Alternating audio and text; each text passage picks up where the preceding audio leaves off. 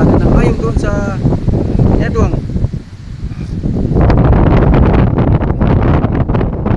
Papunta po ng Masikap. Tagusan ng Masikap ano.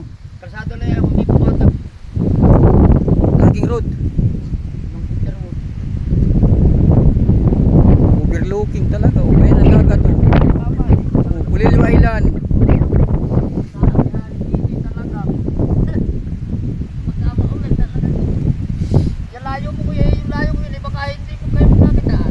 Pag ano, yung pag kaya pala gusto si windmill dito eh, oh, bayan.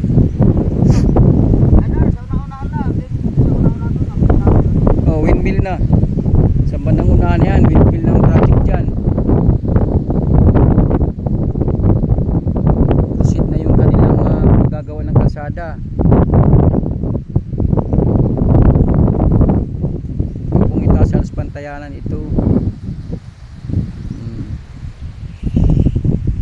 Napakalamig, sobrang lamig, lakas ng hangin.